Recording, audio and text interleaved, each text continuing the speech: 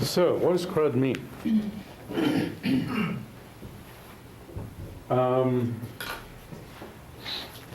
Even in the Buddhist schools that assert that there's an external environment, that objects that are different entities from the consciousness that perceives them, there's mind-only school in which everything's like a dream, everything's contained, so to speak, within the entity of consciousness. But even those schools that posit an external world posit that it is our own karma that has shaped this world. Therefore, it's not some independent, completely separately functioning world in which beings exist. Rather, the beings who are present here now, for instance, the Dalai Lama was being interviewed by John Avedon one day in 1979 in the Catskills in New York State. And he was sitting in a window seat and it was raining on the window. And he was talking about the fact that the rain was due to the karma of the people in the area. And he just made a remark but he doubted that where each drop fell on the window, he doubted was due to karma. Well, you get into very interesting questions there. And then he said, our meeting there, the three of us, was establishing a new karma, which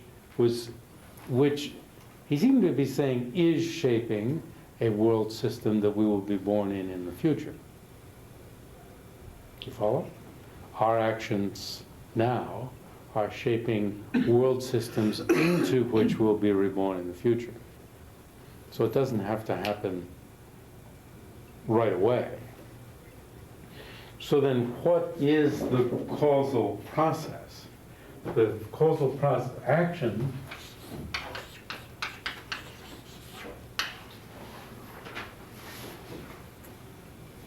is involved in some way or other in ignorance.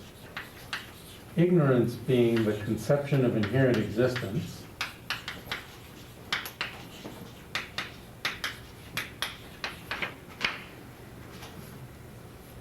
and then there's a coarser form of ignorance, which is, in fact, just getting non-technical terms. Anyway, a failure to appreciate the effects of actions.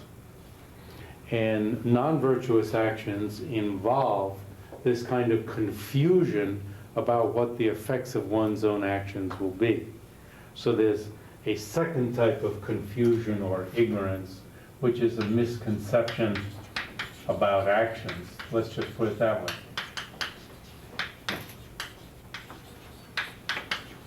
So, non-virtuous actions have both, and virtuous actions have at least the first one. So even virtuous actions,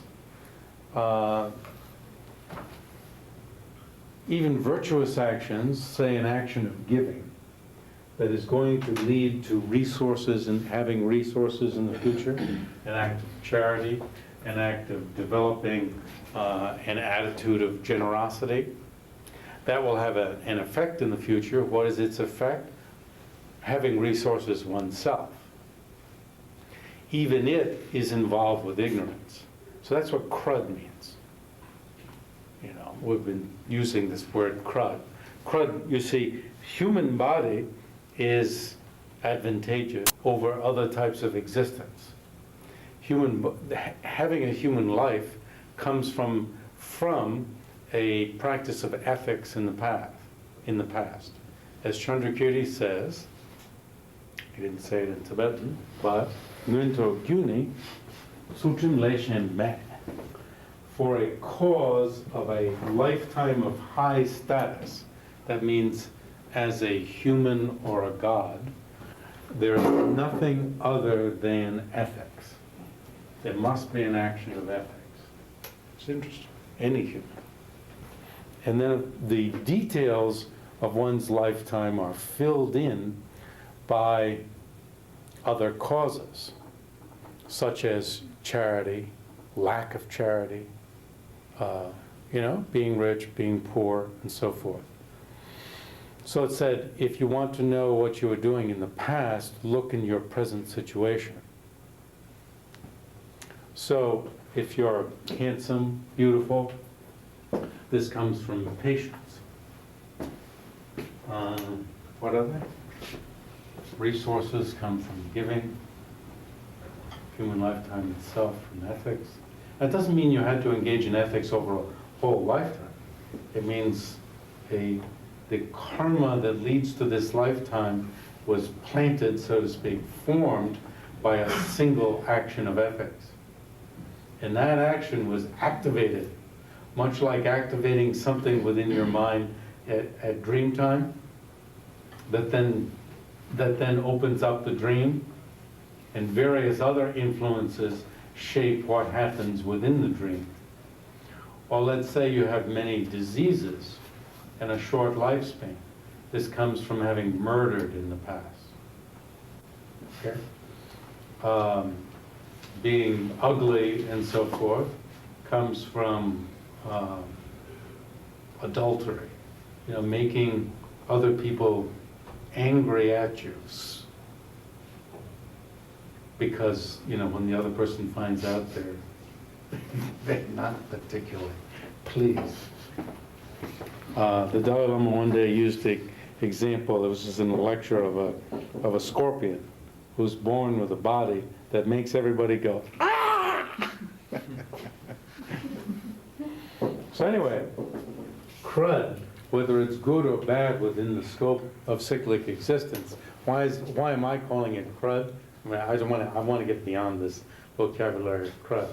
I mean, all of this then, the University of Virginia and the finest possible house and you name it, the marvelous fall colors on the trees, it's all crud, right? You understand? Within the crud has a very wide term. It's like true suffering. From some point of view, it is crud. There's stuff that's obvious crud, right? Headache, right? Headache and all these sorts of aches and mental problems and poverty and so forth. Clearly crud. But even riches are crud. It's just like using the term true suffering. Giving it a wider meaning. Buddha was giving a wider meaning to the term suffering than is normally given. Suffering usually referring to mental and physical pain, which we all recognize as something to get beyond. But then he extended it. So do Buddhas engage in virtuous actions? Buddhas? Yes. God, that's an interesting question. Do Buddhas have virtues? Now they have things like compassion, right? So they have virtues. Virtuous actions? Wow. I've never thought about that. Action is difficult because they're beyond karma. Action means karma. They're beyond karma. Beyond it. There's no possibility of establishing any karma that would produce, say, a lifetime, right? But do they have actions? For instance, in Tibetan, the difference between lay, which is karma, and tinle, which is activities. Obviously, a Buddha has activities. So if your question is, does a Buddha have karma? No. But activities, glorious activities, obviously, which do not leave predispositions in the mind that will cause rebirths in cyclic existence, high or low. Right? Some people even go so far as to say a Buddha does not have a form body. Tathāgatagarbha, the great translator Tathāgatagarbha, post-Tsongkhapa, great Sakya critic of Tsongkhapa.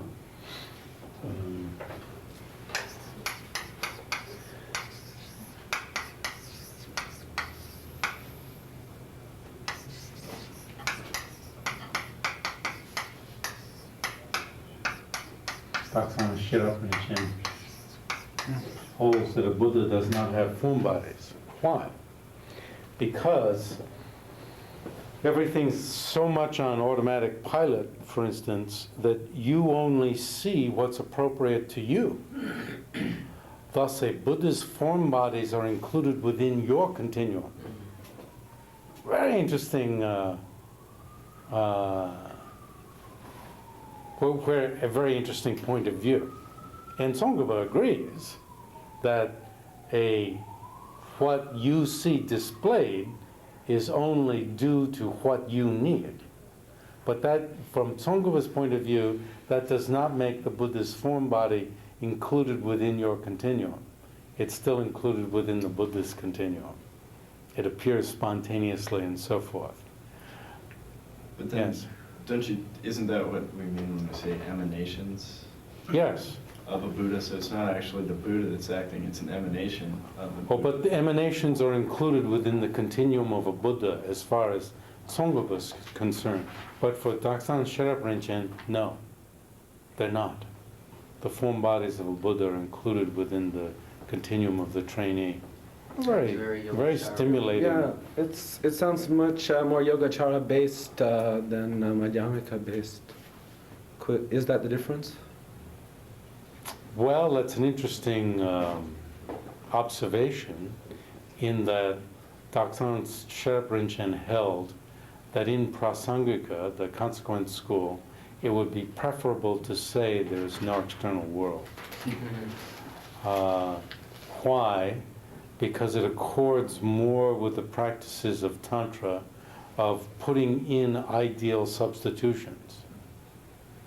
To be training already in viewing phenomena as included within the scope of the appearances of your mind makes it, he's saying, it would seem to be easier then to be making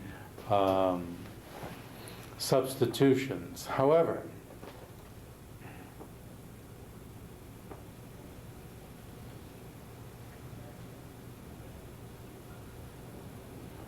well, it's an interesting observation. Okay, so that answered you, right? Yes. That told me that it was interesting observation, but it didn't answer it. No, this business about the emanations and so forth, that at least expanded the topic a bit more. But Did it maybe not? that provides a link. Maybe the Chittamatra view provides the link that we're talking about. If the Buddha has no karma, and we are all karmically bound by our ignorance, how can there be a connection? Well, if there can be a connection if you see that the Buddha's appearance to us is our karma. Well, I don't know why. Yeah, okay. That's good. I don't know as you need mind only for that.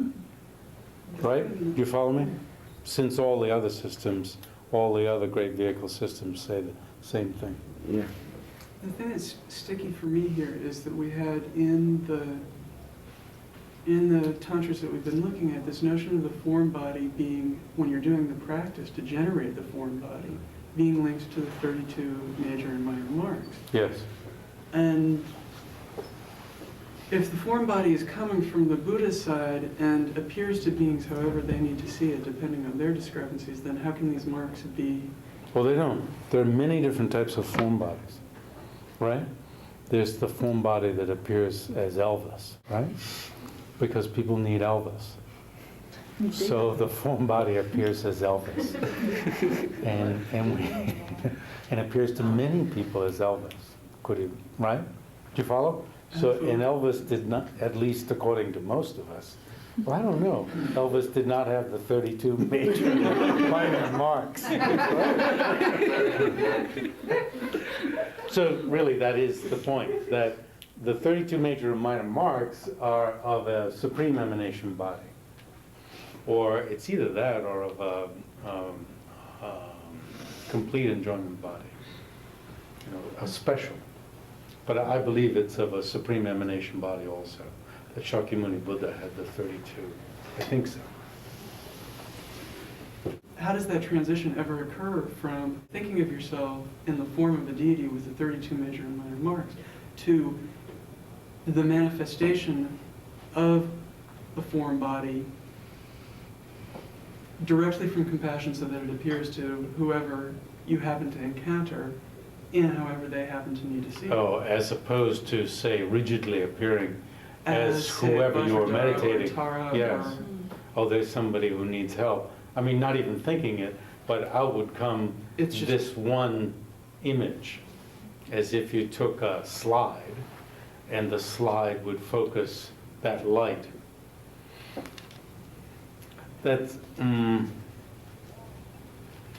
what's making the appearance be in the shape that's going to be helpful is, I believe it said, it comes from the practice of the path and the wishes to be appropriate to whatever other people need.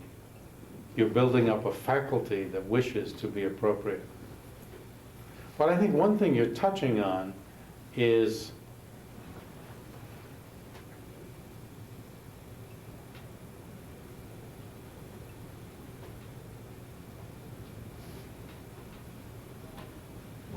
that deity yoga,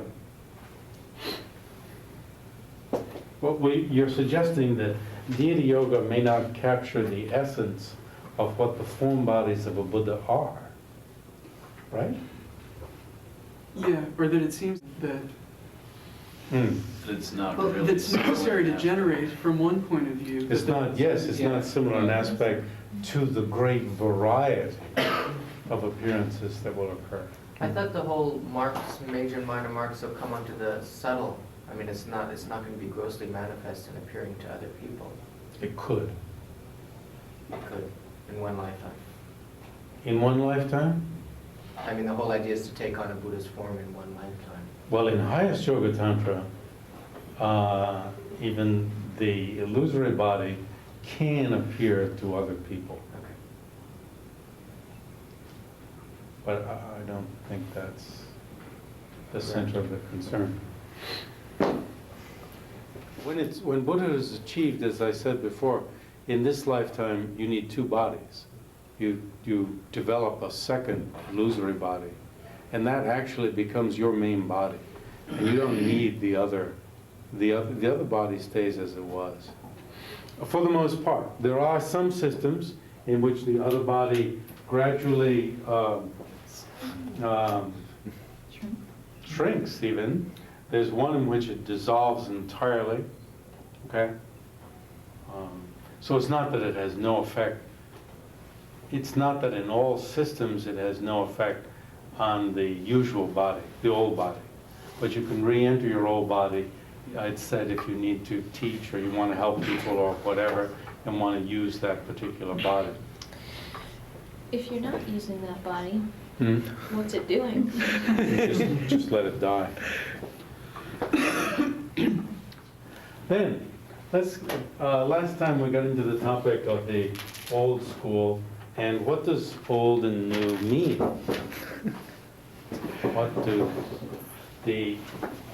What is the old school, as we were saying, is called, were we saying? No. Is called Nyingma. Nying means old. And the new schools are Sakya. I have my own, of course, ways of writing these out. Gagyu.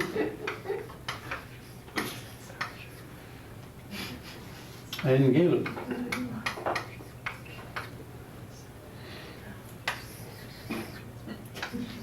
These are new. This is old. So what's new about them and what's old about them?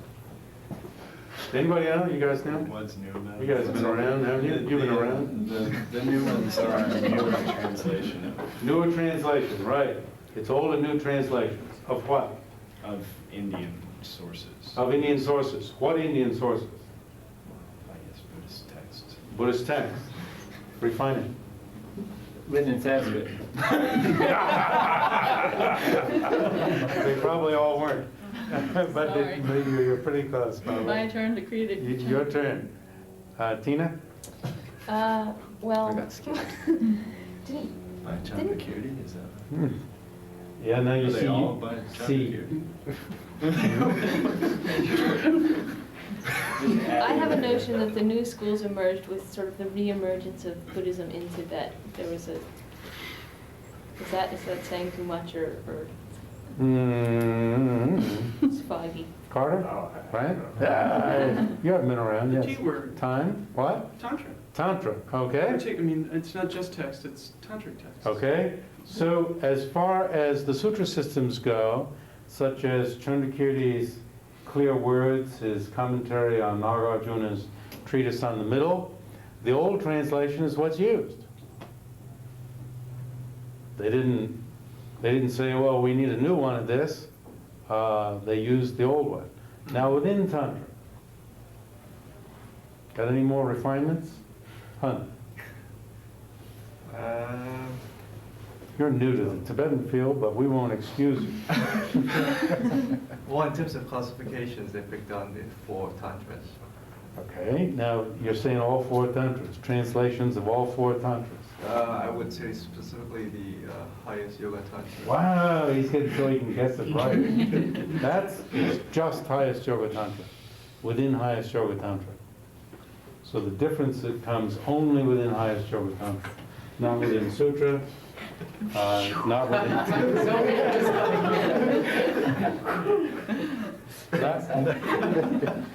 It could be better. Start there. not within the lower tantras, but within highest yoga tantra, and I would assume that one would have to say not all highest yoga tantras either, okay?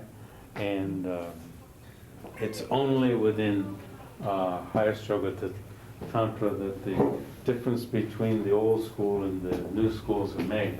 And it's between translation of the highest yoga tantra. Yes, and accepting some tantras and not accepting others. Some groups saying, you know, we'll throw out this or throw out that, or we'll have to retranslate this, retranslate that. More detail than that, I cannot give you. Is that also what shapes the system? Excuse me? Sorry, is that also what isn't part of Tsongkhapa's reformation, also the social reformation of being more monastic? That does not make old and new. You see, old and new, new includes all 3 of these. Includes all 3 of these. But now, you are pointing to a fact that as time developed, and so when did this occur?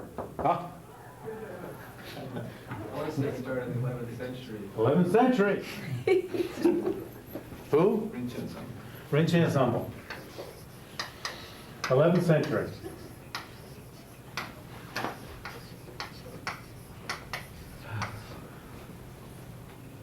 I don't really remember. It may be with his translation of the Gray Samaja. I don't know. So this is how you get earlier and later, old and new. Are we saying that he yes. was the first to use the terms old and new? Hmm? Are we saying that he was the first to use the terms? Oh, I don't know about the first to use the terms, but that's where the line is. Or first and- to classify and use different No, terms? he's the one who created new translations that became the line of the new and the old. Now, over time, so that's the 11th century. I believe middle of the 11th century. When did Hindu hierarchs take over political control in Tibet? Maybe 14th century, 15th. You see, you get that impression, like Tsongkhapa lived from 1357 to 1419, and he's saying 14th century or 15th century, forget it. Later, 5th Dalai Lama? 5th Dalai Lama, when is that? 17th century, do you follow? 1650, somewhere around there, a little later on, whatever. So that's quite a bit of time, quite a bit of time. Gelug wasn't, in Tsongkhapa's time, Gelug politics were a zip, you know, because politics wasn't anything to Tsongkhapa.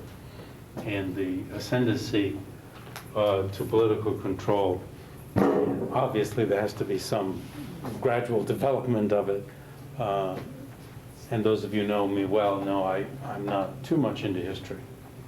But in any case, it takes that long. Well, once Gelug distinguishes itself as the dominant political force in,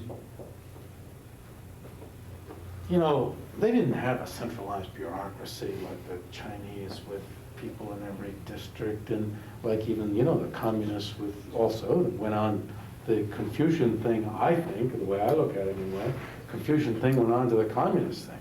So you got somebody in every block who's watching over you. As far as the spy system goes, you don't have like even one spy nowadays who follows you everywhere you go. As you move from sector to sector, you get a new spy picks you up. That's really worked out. I mean, this is a system. Whereas in Tibet, you've got people controlling individual areas, all right? But you did have a huge thing sitting there in Lhasa. A building that's as long as the Empire State Building is as high, and they did have a presence able to do this and that, crush, especially by the fifth Dalai Lama, the Gagyu forces in western Tibet, who were supported by the king of Tsang, had to put down the rival.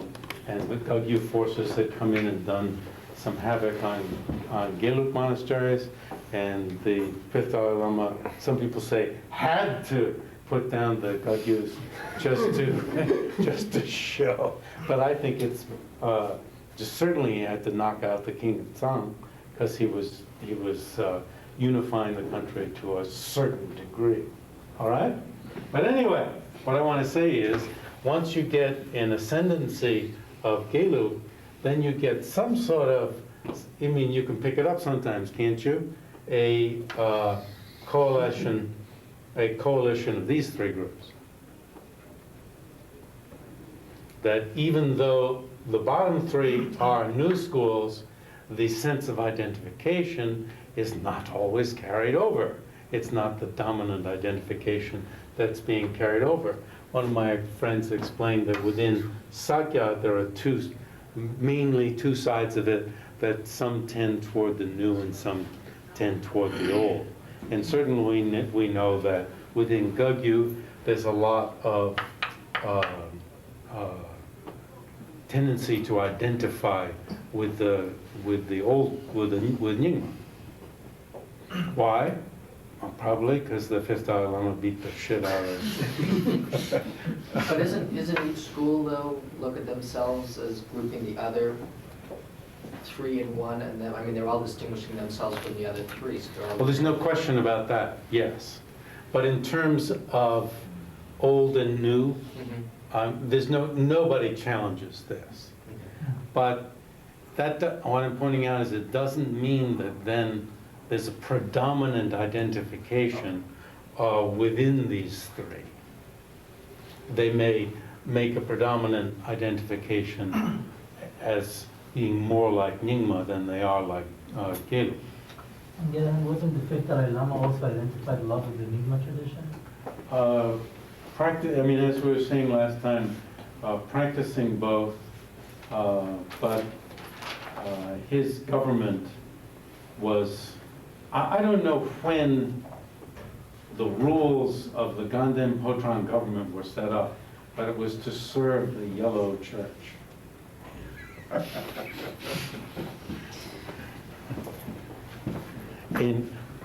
And it was done within the context often of not interfering with what people were doing in local areas. Why? They didn't even have the means to interfere. So I want a little discussion about old and new, which has now been concluded, unless you wish to extend it. Yes, please. It seems to me that the Nyingma as a school Yes.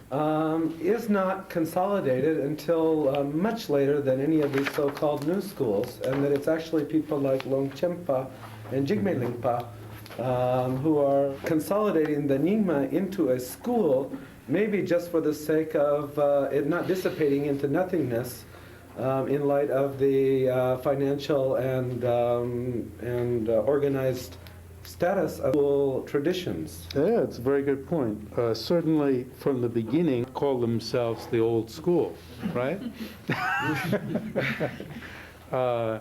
And as we've said, Longchenpa is in the 14th century, and just how, how he achieved tremendous influence later, we know, and how much influence he achieved in the 14th century is yet to be known. Important enough to be exiled, right? But I don't know what Yes. that means. But Yes, very good point. and these Nyingmas never had any Mongol or other military forces backing them financially or with troops. Whereas at different points in Tibetan history, all of the Everybody all the else new did. schools did have that Yes. kind of support. Yes. And so consolidation, even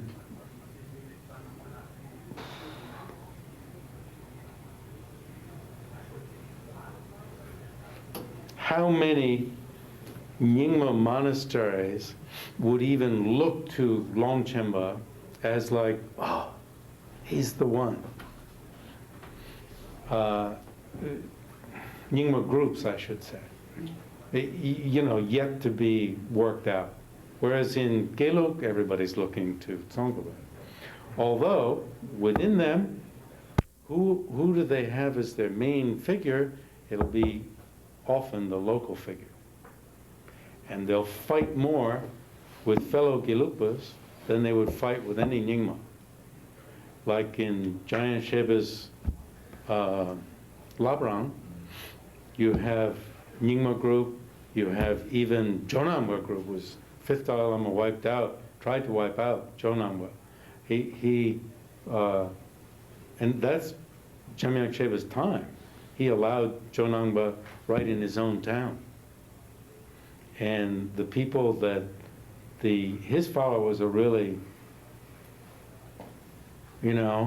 against are the people in Losaling, in the same monastery in Lhasa, okay? George Dreyfus told a story once that supposedly after the British invasion, the Gomang monks got a hold of a mortar shell and launched it into Losaling. Really? I haven't heard that one. Did it go up?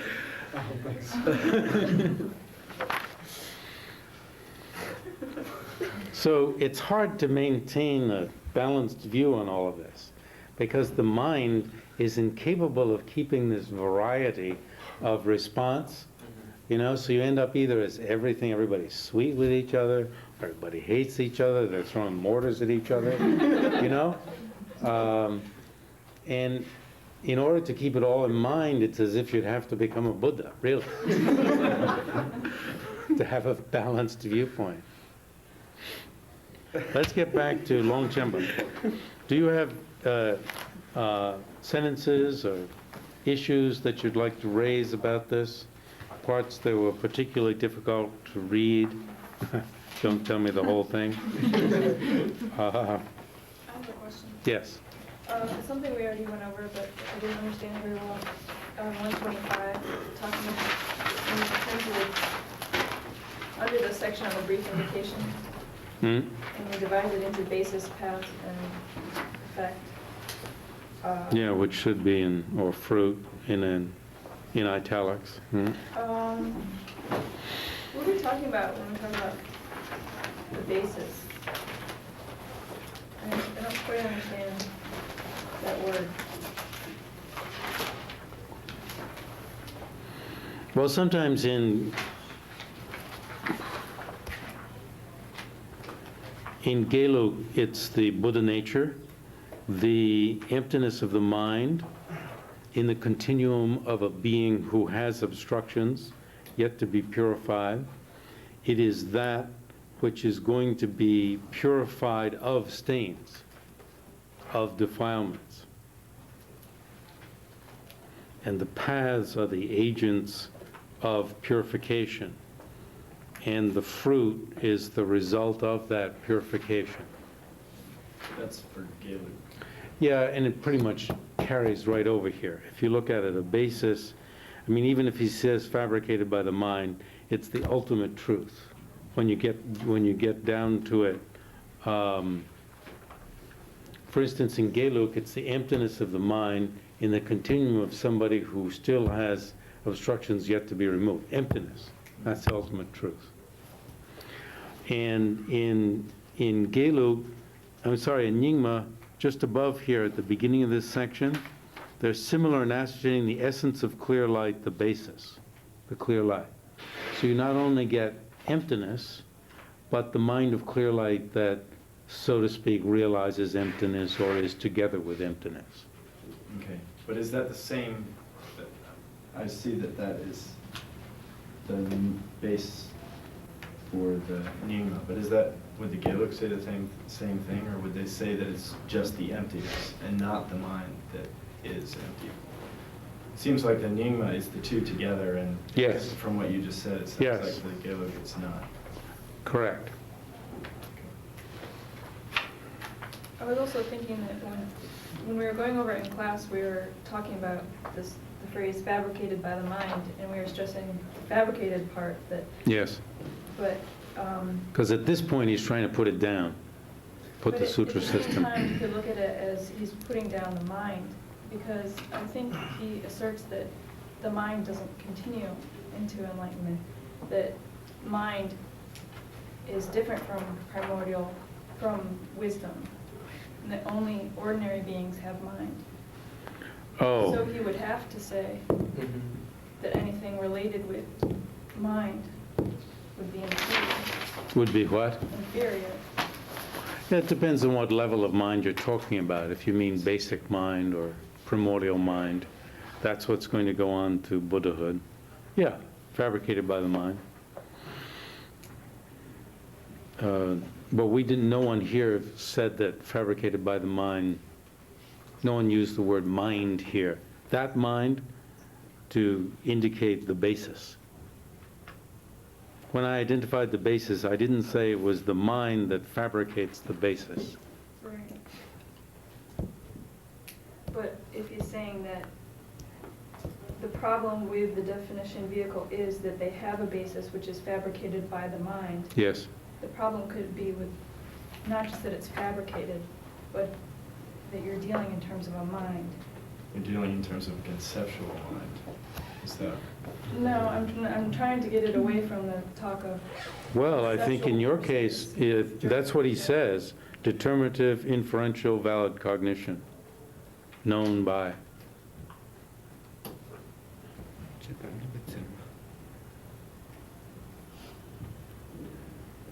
I was just trying to get at some of the reasons why he would put down inferential cognition.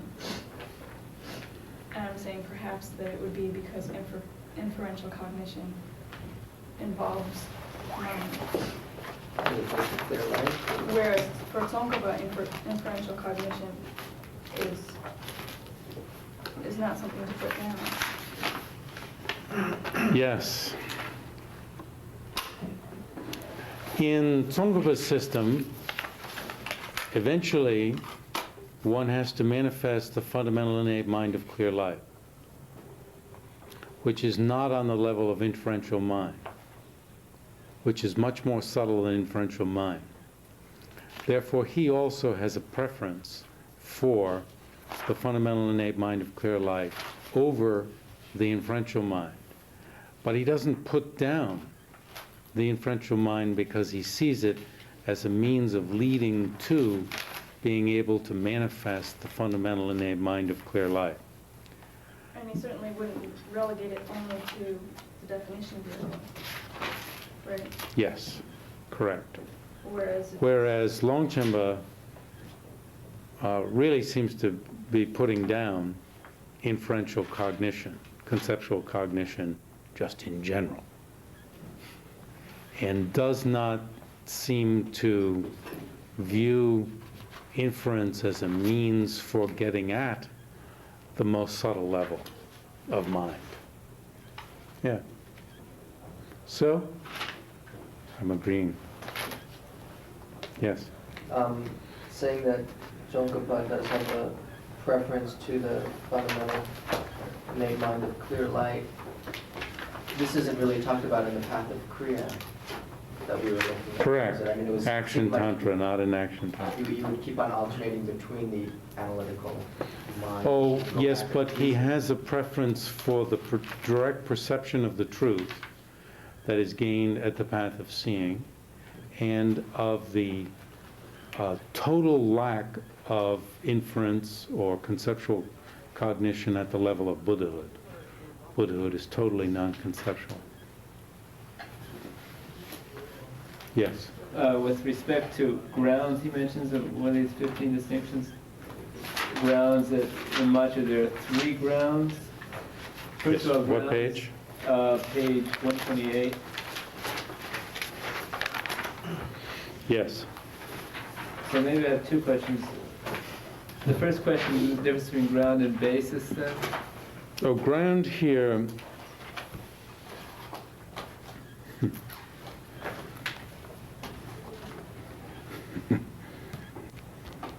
I've always thought this. for instance, with the 10 bodhisattva grounds, people often translate this Yeah. term as the 10 bodhisattva stages. Yeah. And however, writers such as Chandrakirti and in Sutra itself, these are referred to as earths, grounds, because they give rise to the marvelous qualities of a superior, just as the earth produces all sorts of crops. So thus the term ground. So, Now, within the sutra vehicle, what are these grounds themselves? They are minds of meditative equipoise directly realizing emptiness in the Sutra system. in the sutra system. And as you progress, there are qualities that ground, that direct cognition is able to grow.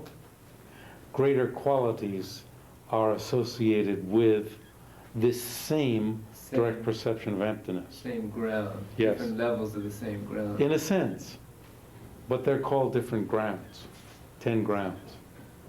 And the 11th ground is Buddhahood. And as you're progressing, you overcome more and more afflictive emotions, and eventually you begin overcoming the obstructions to omniscience. So one of the sets of qualities that's associated with these grounds is how many obstructions have you abandoned?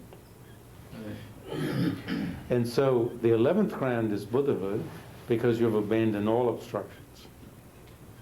Now, one thing he's trying to do here is say, in the second part of this, Yeah. he said, oh, we got 13, Yeah. not just We got more 11. than you. Yeah, we got more than you.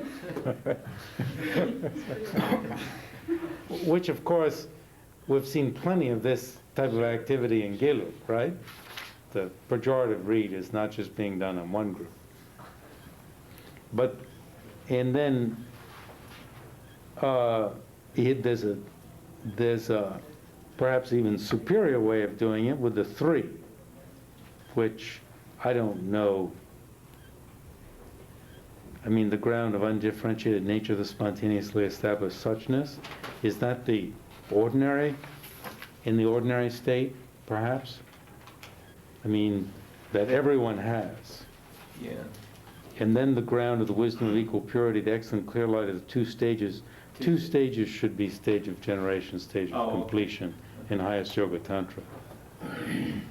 And then the fruit level, the ground of pure supreme spontaneous attributes, the great pure fruit. Basis, path, fruit Right, again. yeah. Now, often, this is back to the question on basis again. The term basis refers to the ordinary state. And the path, when you practice the path, how things appear to you. And then the fruit or effect or resultant state. So, for instance, in the book I translated about death, it's called the three exalted bodies of the ordinary state, the basal state. The basal state is like our state. Right. Path state is for yogis who are realizing, who have gained certain realizations. And that's the type of basis, path, and fruit he's using here, certainly. There's a notion of fruit as basis too, and versus basis as fruit. Two different approaches. No, not fruit as basis, but the basal state being the state that we're in. Right. Take yogis, they're in the path state, or Buddha is in fruit state. And then also the basis. I mean, the basis is quite like the basal state, right, isn't it? The Right. ground of undifferentiated Yeah. nature, spontaneously established suchness. That everybody is working from, or that everybody, it allows a Buddha to be a Buddha, it allows progress on the path, it is that which is being purified through the path. Wouldn't Longchenpa also mean there also that it's already Buddha nature at that time? Yeah, anybody would say it's already Buddha nature. But here's how, from the beginning. Does a Buddha have a Buddha nature? Buddha nature? Yes. Yes. Ah, he says yes. What do you say? No. No, just to be different. You said no. A Buddha doesn't have the nature of a Buddha? No, Buddha is the nature of Buddha. There's no need for possession. Oh, mealy mouth. So mealy mouth. When you say Buddha nature, it does imply that it's something that needs to be uncovered, you know, like it's... What's interesting, the word nature in English, I think, just what you're saying, Tina, goes in these two different ways. The Sanskrit word you see is garbha, womb, and we end up translating this as nature, Buddha nature. But it also Rangshin, Prakriti. And if you say, does a Buddha have a womb of a Buddha? No. Does a Buddha have a seed of a Buddha? No. And thus, if that's your meaning of does a Buddha have a Buddha nature, then the answer is no.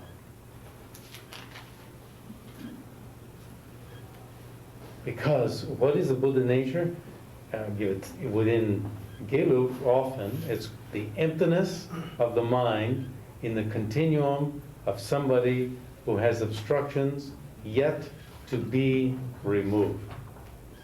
Thus a Buddha doesn't have a Buddha. The word then is not, it's not a good translation.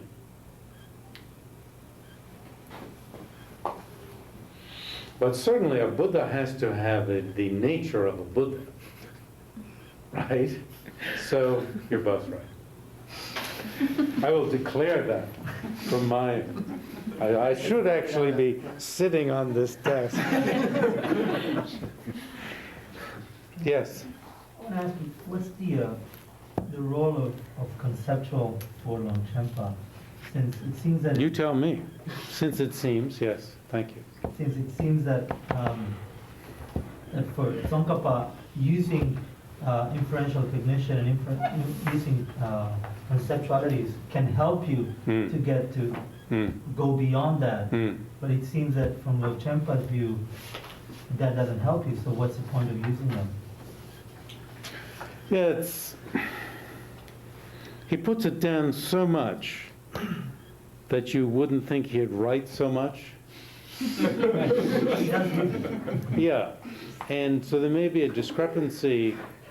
For instance, there may be a discrepancy, you might think, with Tsongkhapa, in that he wrote 18 big volumes, which means however many works, and yet he supposedly did so many million prostrations and all sorts of meditations and so forth. One could call that a discrepancy. On Longchenpa's side, right? How many volumes? I mean, there's a lot. And yet, and also your Nyingma teacher is telling you all sorts of things and having you contemplate this and contemplate that. So it may be that at a certain stage of the path, one has to know when to set aside conceptuality. Okay, back to this. We need to get through this today. On page 128, with respect to causation, I didn't. Where? In the middle. Where? Oh, yes. Causation after. Mm-hmm. I wasn't clear what we were causing.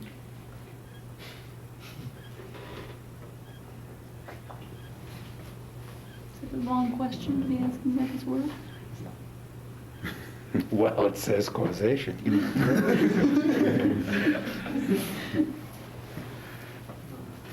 Well, I think he's saying that in the definition vehicle, what you're dealing with is cause and effect. What's the definition of cause?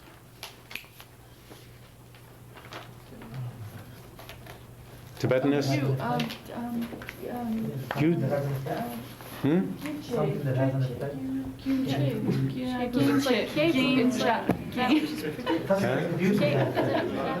What is it? Isn't it produced like cake? Produced? Gyutsen Yishogi Mevichur. Gyutsen Yishogi Yota. Sho. Geche Chuchen. Geche.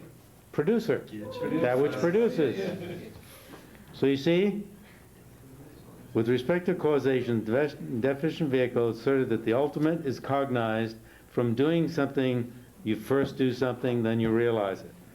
And so you have a producer, which is, reflecting on reasonings, and a produced, which is a cognition, and then that, inferential cognition, then that in turn, through cultivating it, that in turn becomes the producer.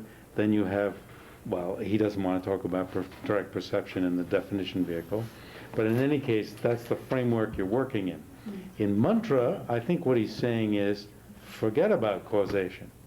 Forget about producer and produced.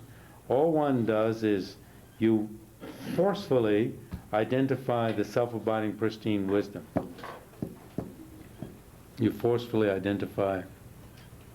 Yeah. Well, is this coming from the previous mental stabilization through mere emphasis on the central channels and wind, points of the channels and wind? Another phrase I didn't understand. Yes, absolutely.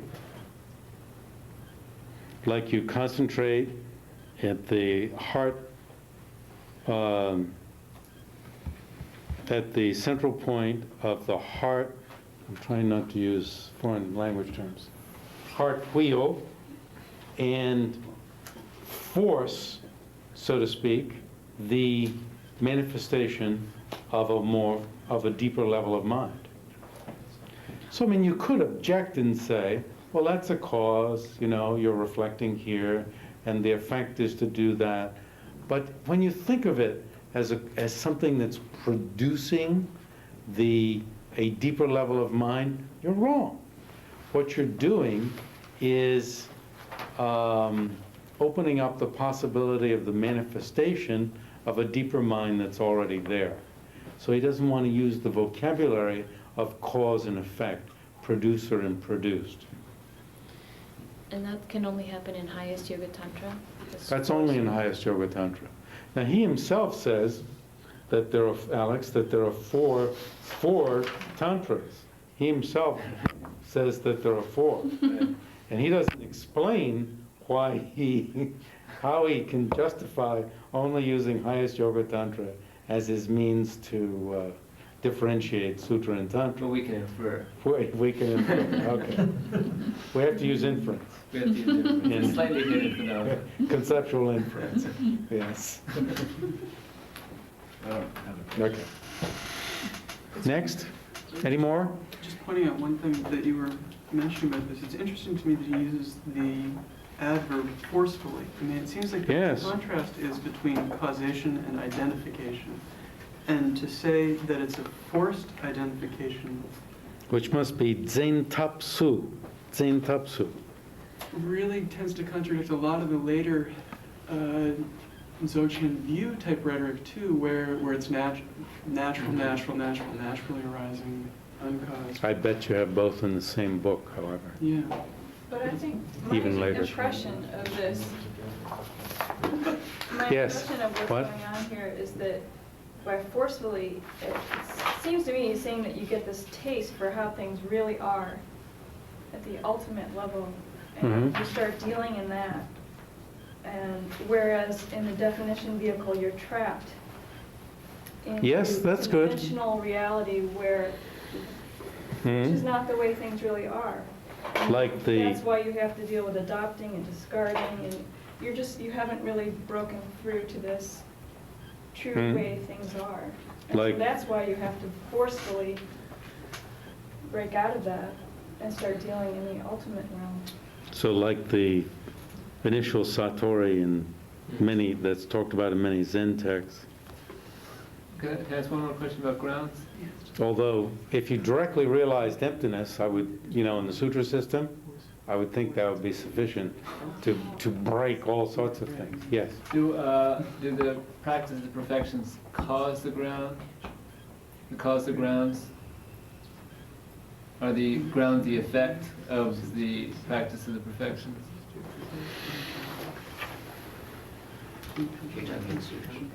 Yeah, Yes, they are. yes. Because it's wisdom of meditative equipoise directly realizing emptiness, and that is produced. Right. As Jangya Roe Doje says in his identification of the mother, or it's his commentary on that text. It may be Gujo Jimmy Ombo's commentary. Anyway, it says, go ahead, produce, produce, produce. There's a sensitivity to this word produced. It says, go on, produce, produce, produce. Don't worry about it. Produce, produce. It's interesting. So it's still karma, production is karma. Because the only time you're really breaking free from karma is the 11th stage, right? You're working in karma all the way. So karma happens until Buddhahood. You're out of cyclic existence. The creation of new karmas is overcome at the latest, at the beginning of the 8th Bodhisattva ground. So if you're still generating meditative equipoise, directly realizing emptiness, which you are, over the 8th, 9th, and 10th grounds, then, these are not karmas. So we need, you're pointing out a deficiency in my understanding. I try to speak from what I've heard rather than what I speculate. Or at least when I'm speaking from the two sides. So you think from 8 on there's no more karma? Oh, I don't want to say that. I want to say even earlier, Even to earlier. call these things karmas I know. But they are is a produced. bit, And they are something that's from produced isn't necessarily karma. This table isn't karma. And why are they called perfections? I assume they're perfect action, but they're still action. They're not tinley. No, they're not the activities of a Buddha. Good point. I hope you find out. Tell me when you do, okay? Who else? Yes, I wanted to ask you a question about enjoyments on 129. yes. My problem is I don't necessarily have a very specific question, although in the last line of from the Vajra array, it says, Where is this? Yes, it says, talking about yes. the attributes of the desire realm to be thoroughly enjoyed by the fortunate, and the implication is that's what's going on in highest yoga tantra. Yes, I can say- enjoyments here are pleasant forms, visible forms, pleasant sounds, pleasant odors, pleasant tastes, and pleasant touches. And in mantra, on certain occasions, one makes use of these in a desirous way, in order to generate a happy consciousness that's enjoying them, and then uses that happy consciousness to realize the truth. So it's not that one always engages in them. You think, oh, I want a beer, and your justification is, well, I'm practicing Tantra. But A lot of my friends do it that way. Not me. Actually, I don't. I think. Ben? Is that clear? Yes.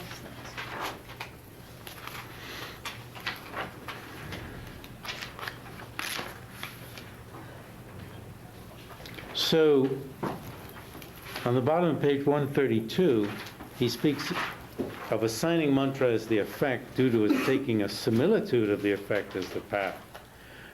You're copying what the effect is like and using that now in the path. I have a faint memory that somewhere else, Longchenpa, in a later writing, says you take the actual effect as the path.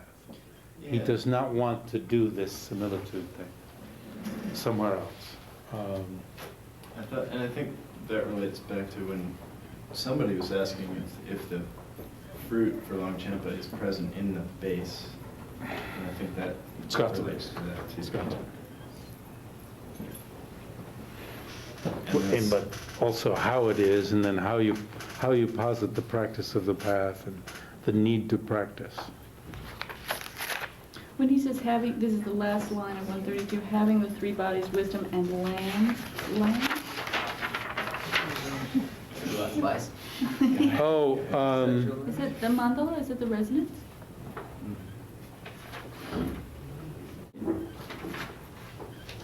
Pure Land. Yeah, pure. Pure Land.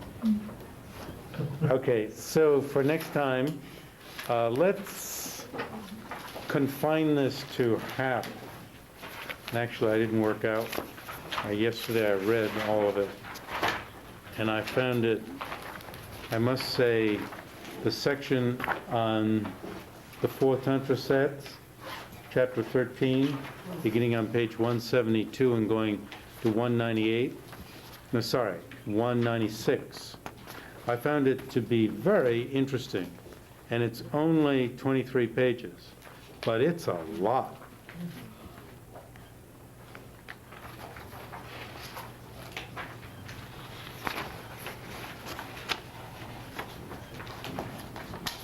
So, what do we do? Read it and read it and read it. Yeah, read it and read it and read it, and if you, yeah, read it and read it and read it. What other texts do you talk about in the 4 Tantra sets? What other of your texts do you talk about the 4 Tantra sets? Or where else? Tsongkhapa addresses them in Tantra in Tibet, Right. toward the end of that. It's interesting.